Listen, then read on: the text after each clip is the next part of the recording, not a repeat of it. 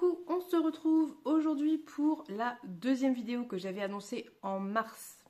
Je suis à la bourre. Concernant 4 autrices que j'aime particulièrement, c'est parti, on y va. Vous allez voir que, en fait, j'ai mis sous le titre autrice, mais en fait, il y a une auteurice non binaire. Ce sont 4 personnes qui sont très différentes par leur expérience de vie, leur façon d'écrire, les thématiques, les genres, etc. Mais c'est aussi ce que j'aime, c'est toute la diversité que peut nous proposer la littérature et les personnes engagées qui choisissent d'écrire pour tout public, parce que là, on a de tout. Donc, on va commencer avec la première autrice. Première autrice dont je vais vous parler, c'est Audrey Alouette. Je ne sais pas si vous connaissez Audrey Alouette, mais je suis persuadée que vous avez déjà croisé à une ou plusieurs reprises ses ouvrages en librairie. Audrey Alouette est une autrice française qui est née en 1982 et qui a un parcours, somme toute, assez classique, j'ai envie de dire, et je dis pas ça du tout de manière péjorative, c'est-à-dire qu'elle a fait une fac de lettres classiques, une fac de lettres modernes, elle a eu un master, elle a travaillé dans des maisons d'édition comme lectrice, voilà, elle a un parcours peut-être littéraire un petit peu classique. Elle a déjà publié une quarantaine de romans et de BD, tout confondus, parce que Audrey Alouette est la scénariste de pas mal de BD que vous devez connaître et qui ont déjà pas mal de tomes chacun, donc je pense à Princesse Sarah par exemple, il y a le Grimoire d'Elphie aussi qui est assez connu, et bien sûr le Jardin des Fées qui a vu un 3e tome sortir récemment, ou un 2e, je ne sais plus. Je ne me suis pas encore penchée sur les bandes dessinées, les graphiques scénarisés par Audrey Alouette, mais j'aimerais bien le faire parce que j'ai vu de très bons retours, notamment chez Pénélope qui, je crois, a lu le Jardin des Fées, c'est sûr. Princesse Sarah aussi, je crois qu'elle en a parlé. Le Grimoire d'Elphie, je ne sais plus trop. Je crois que c'est assez jeunesse. Moi, je la connais principalement pour sa trilogie Magic Charlie, dont j'ai parlé à de très nombreuses reprises et dont je vais vous reparler ici puisque je n'ai pas lu les autres ouvrages de l'autrice. On va donc principalement parler ici de Magic Charlie et de pourquoi Audrey Alouette rentre pour moi dans mon petit panthéon personnel d'autrices que j'adore. Magic Charlie, c'est donc une trilogie de jeunesse qui va parler de Charlie, qui est un jeune garçon, je crois qu'il a 14 ans, on est sur des personnages assez jeunes, ils sont au collège, des pré-ados, qui vit avec sa mère, il ne connaît pas du tout son père, il vit seul avec sa mère depuis toujours, qui est la directrice de son collège. Collège, somme toute un peu particulier, puisque même s'il est dans un collège a priori assez classique, il est dans un lieu un petit peu différent de ce à quoi on a l'habitude, avec dès le début, dès le tome 1, dès le tout début, cette aura de magie qui plane autour de ce collège, autour de ces personnages, choses qui m'ont directement embarqué dans l'histoire, et après j'ai pas pu m'arrêter. Donc on suit Charlie et sa mère qui ont perdu trace de la grand-mère de Charlie. Et au début du tome 1, elle revient, elle a apparemment perdu la mémoire, elle est sénile, elle ne se souvient de rien, elle tient des propos incohérents, et ils vont l'accueillir bien entendu chez eux, tous les deux, et ça va lancer toute une aventure assez incroyable qui vont jeter littéralement Charlie dans ce monde caché qu'est le monde de la magie, et on va le suivre avec 2 de ses amis de toujours, oui et non, parce que Sapoti n'est pas son ami de toujours, mais il la connaît depuis très longtemps, et June qui est son amie depuis pour le coup très longtemps, et on va les suivre à travers le monde magique, à travers pas mal d'aventures, d'intrigues, et c'était absolument incroyable. Je ne peux que vous recommander de découvrir Magic Charlie. Pourquoi? Parce que d'une part, c'est hyper bien écrit, c'est vraiment très bien écrit. La plume d'Audrey Alouette est d'une qualité vraiment incroyable. Elle l'écrit pour un public assez jeunesse, mais elle ne les prend pas pour des imbéciles, vraiment pas, autant par la qualité de son écriture que par le contenu. Et c'est le deuxième point que je vais aborder avec vous. Pourquoi j'adore Magic Charlie? Parce que on est sur un contenu qui est extrêmement engagé. Il faut savoir qu'Audrey Alouette, si vous la suivez sur Instagram, vous vous rendrez vite compte, est une personne engagée qui a des idées engagées auxquelles j'adhère de manière générale. En tout cas, tout ce que j'ai vu qu'elle repostait ou proposait en story, j'étais sur la même longueur d'onde qu'elle. Et Magic Charlie, ça va parler de ça aussi en sous-texte. Ça va parler de justice, ça va parler d'inégalité sociale avec voilà, ce que ça fait quand on est orphelin, pauvre, et ce que ça peut provoquer sur notre vie et sur notre avenir, et à l'inverse, quand on est dans une famille privilégiée. Ça va aussi parler de consentement, de comment savoir si l'on est d'accord ou pas, de comment dire non, de comment parler de choses qui ont pu nous arriver qui n'étaient pas normales, notamment par rapport à un adulte, elle va parler de choses qui sont très très très touchy et extrêmement importante pour son public cible, puisqu'elle aborde ici, à un moment donné, et sans vous spoiler, un adulte qui va faire quelque chose de déplacé vis-à-vis d'une jeune fille, et ça n'est pas du tout sexualisé dans le livre, hein, c'est quelque chose qui n'a rien à voir, on est vraiment sur une métaphore, mais ça permet d'aborder ces questions de consentement, de respect,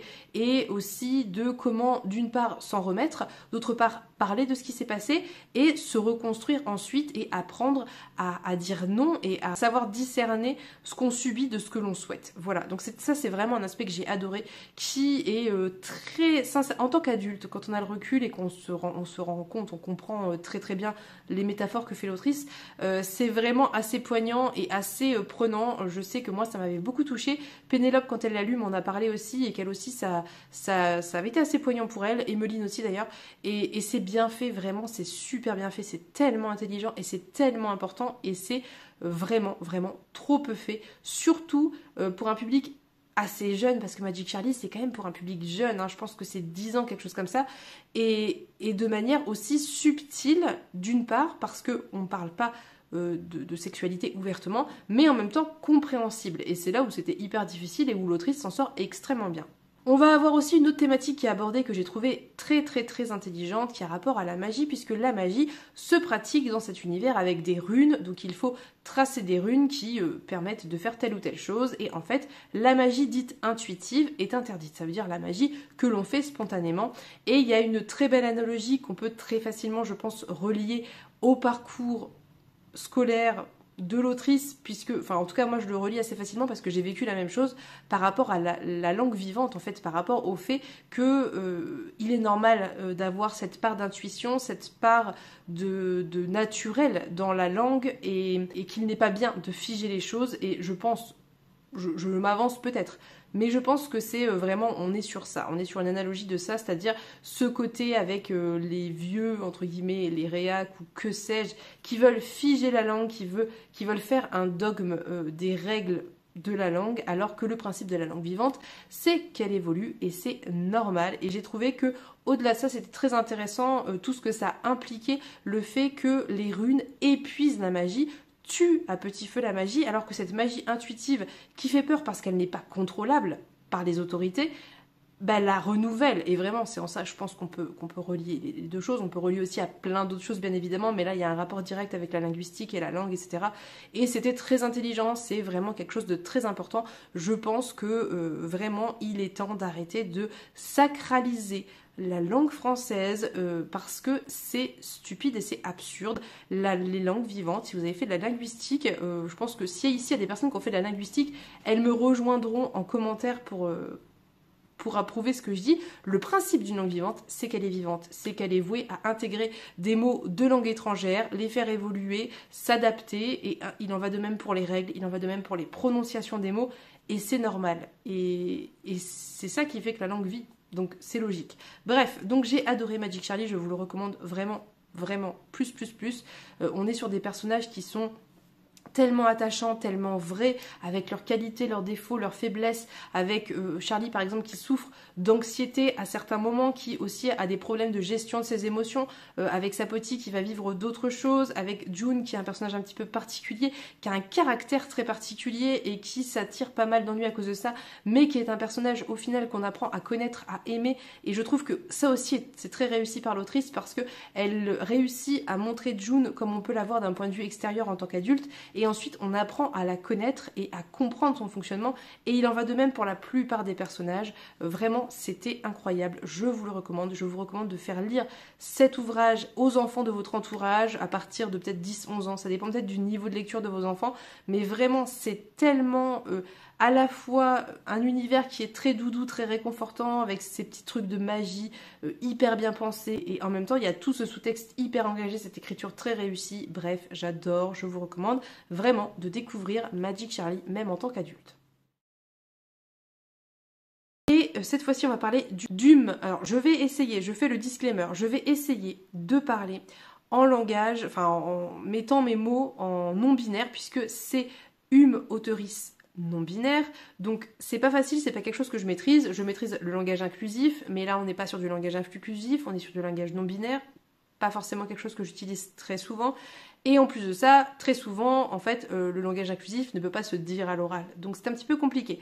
Si jamais je commets des erreurs, n'hésitez pas à me reprendre et à me dire ce qu'on dit de manière juste, si vous le savez, si vous êtes concerné.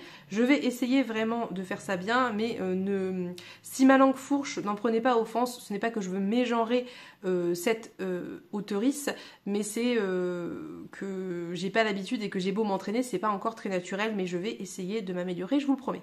Donc, vous l'aurez peut-être compris, nous allons parler de Rivers Solomon, qui est donc une auteurice états-unienne qui est née en 88 et qui est, somme toute, maintenant, je pense, très connue pour ses excellents ouvrages. J'ai lu 2 ouvrages de Rivers Solomon à l'heure actuelle, si je ne dis pas de bêtises, j'en ai lu que 2. J'ai lu Les Abysses et j'ai lu le dernier qui était une espèce de regroupement de textes publié aux Forges de Vulcain qui était donc... Oh, j'ai perdu le titre. Et en plus, je ne l'ai plus parce que je l'ai mis en carton. C'était... Je vous remets la couverture. De toute façon, je vais essayer de faire des visuels. Soit, Rivers Solomon, c'est donc une personne qui a fait des études comparative, raciale et ethnique, qui est également sensitive reader par rapport à tout ce qui va concerner la couleur de peau, donc tout ce qui est autour des personnes racisées, et tout ce qui est autour du handicap, puisque Rivers Solomon est donc une personne non binaire d'une part, et également une personne qui souffre, je ne sais pas si on dit qui souffre, en tout cas qui a des troubles autistiques, et ce sont des thématiques bien évidemment que Rivers Solomon utilise beaucoup dans ses livres et dont elle parle beaucoup dans ses livres en tout cas, et on est sur un corpus de textes assez étendu puisqu'on peut retrouver comme genre thématique de l'ASF, de l'afrofuturisme, du réalisme magique, un petit peu à la Le Guin. On retrouve comme thématique évidemment la ségrégation raciale et sexuelle, beaucoup. On retrouve tout ce qui concerne la mémoire avec un grand M, la mémoire d'un individu par rapport à sa communauté entre guillemets, et tout ce qui est colonialisme, toutes les questions LGBTQIA+, et aussi tous les questionnements autour de l'acceptation de soi, de la colère, de la colère légitime des personnes qui subissent tout ce que j'ai pu dire donc précédemment. Bref, on est sur des thématiques qui sont très engagées, qui sont parfois dures, violentes et qui sont surtout très justes. Moi, j'ai découvert Les Abysses en premier que j'ai adoré. Alors, c'est un peu flou, ça fait un petit bout de temps que je l'ai lu, donc je vais être peut-être pas très précise, mais en gros, on suit un peuple sous-marin. Il y a vraiment ce côté très inclusif de personnages qui ont des relations, quel que soit leur genre, avec d'autres individus, pas en fonction de leur genre justement, mais de la personnalité des autres, avec ce côté aussi, je crois, assez développé, il me semble, autour du polyamour, etc. Bref, donc on est sur ces sirènes, je dis sirènes parce que j'ai plus le mot juste, qui en fait sont des descendants d'esclaves qui ont été jetés à la mer lors des traversées des négriers, donc des traversées de l'Atlantique des négriers, donc des esclaves qui étaient malades, des femmes enceintes, des enfants, enfin que sais-je, et donc ce peuple sous-marin s'est formé suite à ça, et on suit un personnage principalement qui est la mémoire du peuple, qui est l'historienne. Je ne sais plus quel est le mot du peuple, ça veut dire qu'elle retient toutes ces histoires du passé, toute seule,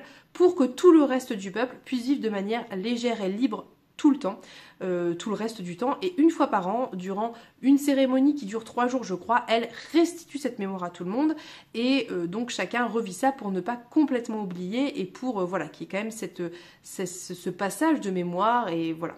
Donc on est avec ce personnage qui vit très très mal son rôle, puisque c'est extrêmement douloureux, difficile, lourd à porter, parce que ça questionne à la fois son individualité, ses envies individuelles, et en même temps son devoir par rapport à sa communauté, par rapport à son peuple, et lors d'une cérémonie, elle va s'enfuir et laisser son peuple avec toute cette mémoire, et donc tout son peuple en souffrance, et elle va partir, et plein de choses vont se passer, plein de questions vont se poser par rapport à ça. Je pense que vous imaginez sans peine le genre de thématique qui peut être abordée. C'était vraiment une lecture que j'ai beaucoup aimée. J'ai trouvé que c'était sensible, j'ai trouvé que c'était important, j'ai trouvé que c'était intelligent, j'ai trouvé que c'était bien écrit, j'ai trouvé que c'était riche en termes d'imaginaire. C'était vraiment une excellente lecture que j'ai énormément aimé. C'est court, effectivement, ça peut être frustrant. Je sais que certaines personnes ont regretté ça, mais moi j'ai trouvé que il y avait ce qu'il fallait, comme il fallait, et c'était justement très cash, très direct, et ça n'élude pas les problèmes, ça ne les délaye pas, ça vous les donne tels quels, et c'est posé, et c'est important.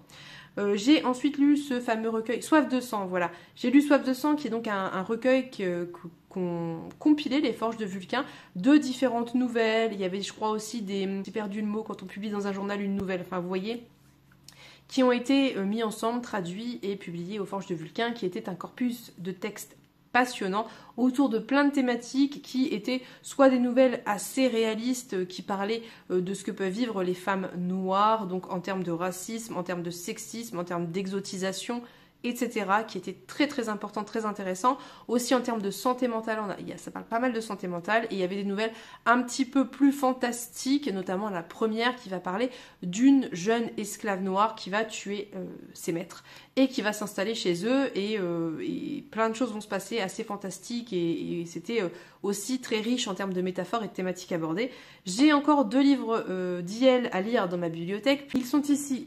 J'ai L'incivilité des fantômes. Celui-ci, c'est une jeune femme noire qui va se rebeller, voilà, contre ses oppresseurs, et qui va se retrouver sur un vaisseau spatial qui emmène les derniers survivants de l'humanité vers un improbable Éden. Et en fait, c'est un vaisseau où les Noirs sont réduits en esclavage. Voilà, concrètement, c'est ça. Et je suis vraiment très très curieuse de le lire. Ça me fait très envie, bien évidemment. Je le traîne, mais pas parce que j'ai pas envie, mais parce que j'ai du mal parfois à prioriser mes lectures. Mais j'ai très envie de le découvrir. Évidemment, encore une fois, vous voyez le genre de thématiques qui peuvent être abordées ici, qui vont être autour du racisme, sûrement du sexisme, de la misogynie, du patriarcat, etc. Et on a celui-ci. Donc les Forges de Vulcain ont changé de format entre temps, puisque ils ont fait des formats plus petits. Donc c'est Sauroland, où on va suivre Verne qui est enceinte, qui décide de s'échapper de la secte où elle a été élevée. Elle va se cacher dans une forêt et donner naissance à des jumeaux qu'elle veut élever loin de l'influence extérieure. Et en fait, voilà, on va être sur la survie en pleine nature, sur plein de choses qui se passent par rapport à ça. Marion m'en avait parlé un petit peu. Et on va parler aussi, je crois, de non-binarité pour le coup.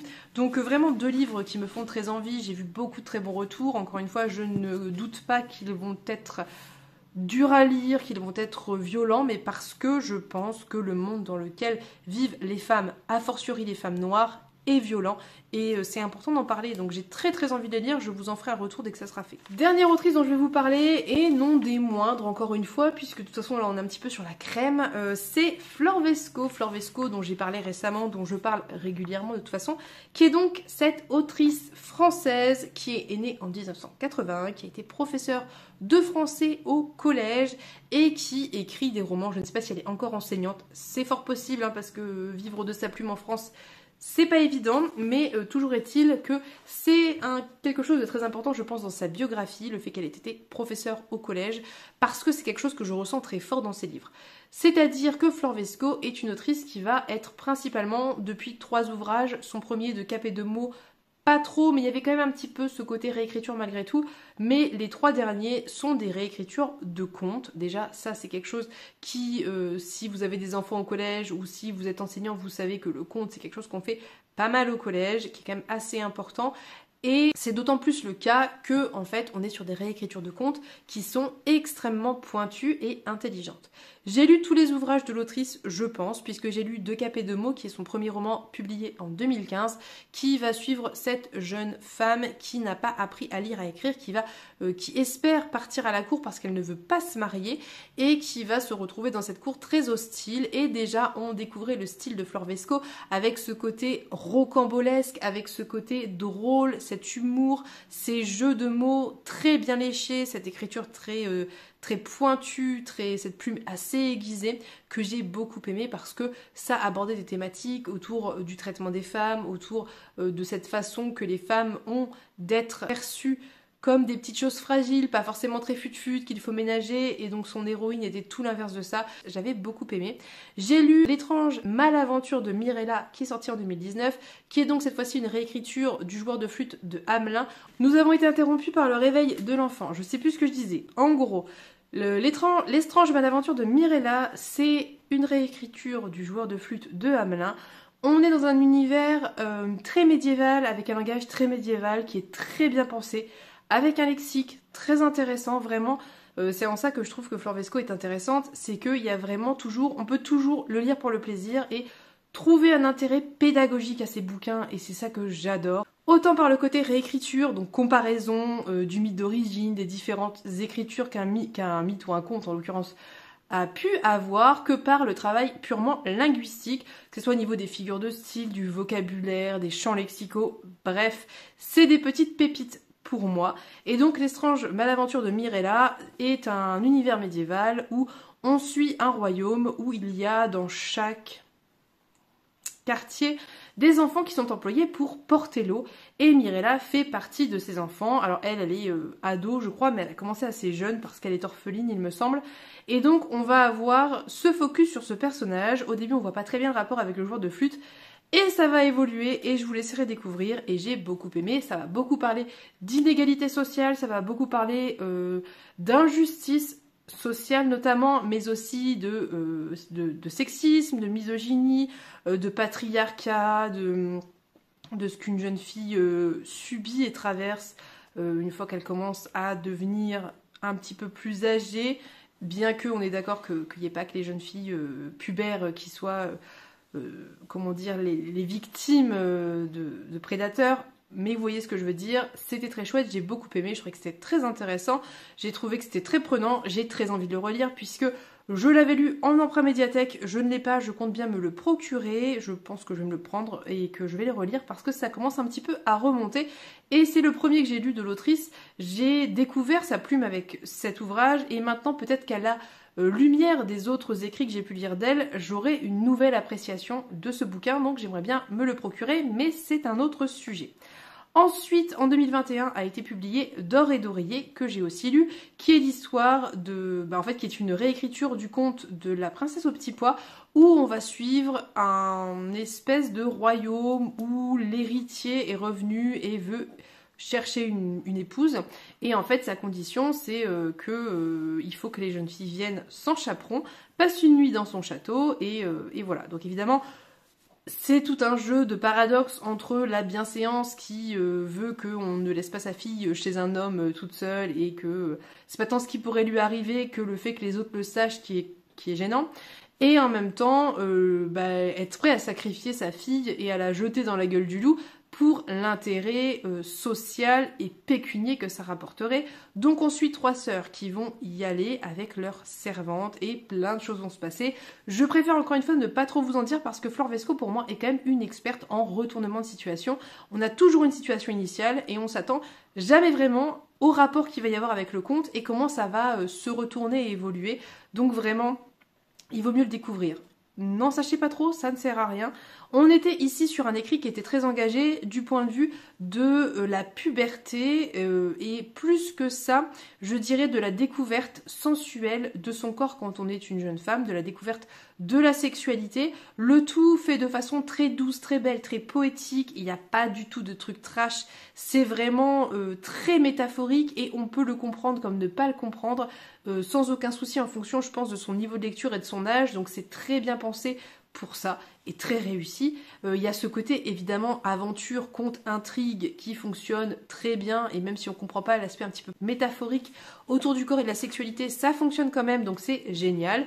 Et ça parlait principalement de ça, mais pas que, puisqu'il y avait d'autres petites thématiques qui étaient abordées par rapport au mépris de classe et compagnie. Donc c'est un livre que j'ai beaucoup aimé, que j'ai trouvé très intéressant. J'ai trouvé que l'héroïne était très badass, mais pas dans le sens une fille pas comme les autres, et j'avais beaucoup aimé ça. Donc c'est un livre que j'ai adoré, je pense que c'est celui que j'ai préféré, enfin dans les premiers que j'ai lus, c'est celui que j'ai préféré. Entre-temps est arrivé De délicieux enfants, qui est sorti du coup en mars cette année, qui est une réécriture du Petit Poucet, et franchement je sais pas lequel je préfère. Je pense que je préfère quand même D'or et d'oreiller, mais c'est un peu subjectif, et tous sont très bons, donc je ne sais pas trop.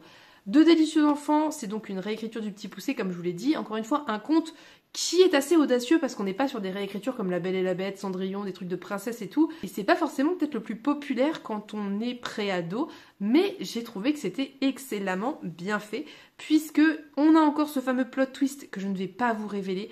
Au début, on est dans une situation en fait où on ne sait pas très bien qui est qui, pourquoi, comment. Encore une fois, comme avec les autres, on voit pas tout à fait le rapport avec le conte d'origine, et il y a ce fameux retournement de situation où tout s'éclaire et c'est génial puisque l'autrice dissémine des indices dans son début de texte et à la fin tout fait sens et c'est quelque chose que moi j'adore, un petit peu à la Agatha Christie on pourrait dire, et c'est quelque chose qui fonctionne très bien avec moi parce que c'est fait intelligemment, ça veut dire qu'on vous en donne pas assez pour que vous puissiez tout deviner dès le début, mais on vous en donne suffisamment pour bien voir qu'il y a quelque chose qui fonctionne pas ou qui va se retourner ou qui va changer.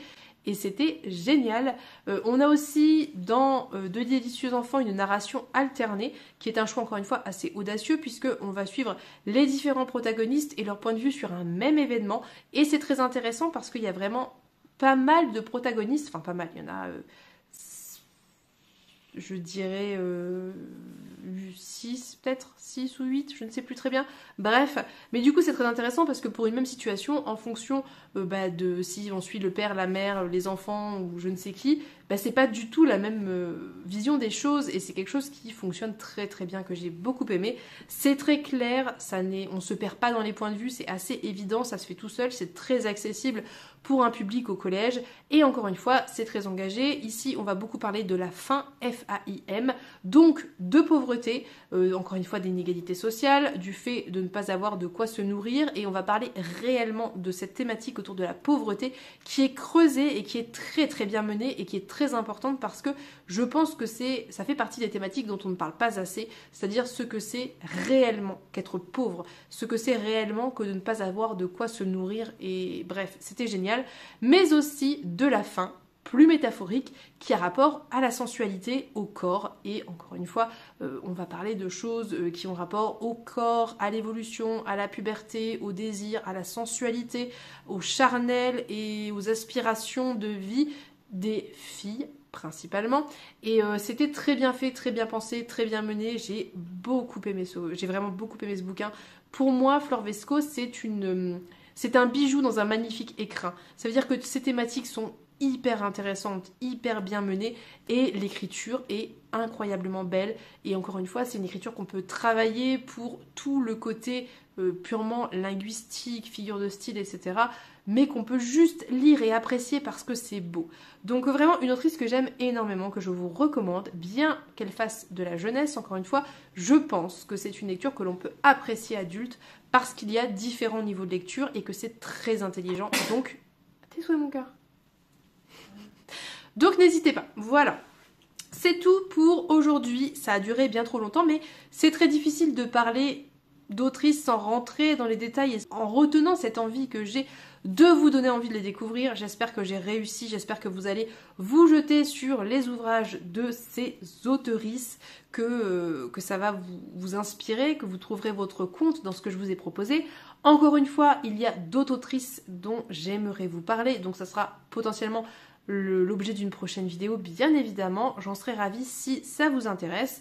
J'aimerais beaucoup également vous retourner une vidéo où je vous parle d'ouvrages que l'on a trop peu vus passer sur les réseaux sociaux et que moi j'ai trouvé de très bonne qualité, ou alors des ouvrages qui ont pas bonne presse alors que moi je les ai trouvés très bons par exemple. N'hésitez pas à me dire si ça vous intéresse, ça a bien marché la dernière fois et je trouve ça chouette parce que c'est l'occasion de parler peut-être d'ouvrages moins médiatisés parce que ne faisant pas partie de grands groupes éditoriaux. Donc voilà, n'hésitez pas à me dire ce que vous en pensez.